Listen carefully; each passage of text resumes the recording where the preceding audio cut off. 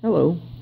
Today I'd like to talk about a new addition that I've just made to my sump here. As you can see, I've got a 29-gallon sump, and what I did was I went on Amazon and bought a waterproof 100-watt CF grow bulb. It's designed more for, hydroponic type stuff and everything like that, but I took a look at the reviews, and a lot of people are using these for sump lights. And thus far, I've only had it for a few days, seems to be doing very well. The CF Grow bulb runs about $35 from Amazon. It is a very basic, no frills sort of light, though. It doesn't even have an on-off switch. You simply plug it in and it goes. So as a result, I did have to add a timer to this with which to plug it into. That way, the light's not running all the time. Now, like most people, what I'm doing with this, as you can see here, is growing out some Chaeto. I went ahead and got some from my local fish store, and they had a bunch of it in stock there, and fortunately for me, I had a chunk of live rock right there in the sump between my protein skimmer and my rubble rock. So what I ended up doing was just kind of wedging it in there, and thus far it seems to be doing great. I've just been having a lot of problems with nitrates and phosphates, and as a result, I am, using this in an attempt to try and get that reduced in my tank. So yeah, I'm just using this for Chaeto right now. I'll probably add some more cope pods to the tank here in a little bit. And now that they've got some, Chaeto to go hang out in and down there, and there's lighting in the sump and everything else.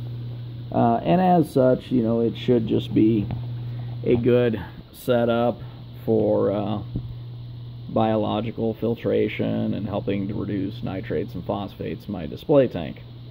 My frog spawn did respond pretty well to the Chaeto. The hammer is still, the jury's kind of out on that as to whether or not it's gonna grow out quite as much, but the frog spawn coral, at least at this point, is showing positive results.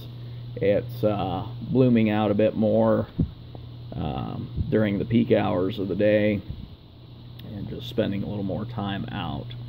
So anyways, the reason that I went with this light, as I was mentioned, it's one of the few that was listed as being waterproof.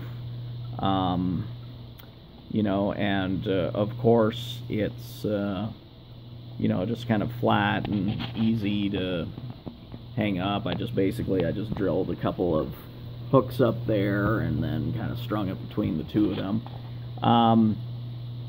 This light, the other disadvantage I would say it does have, the surface does tend to get pretty hot.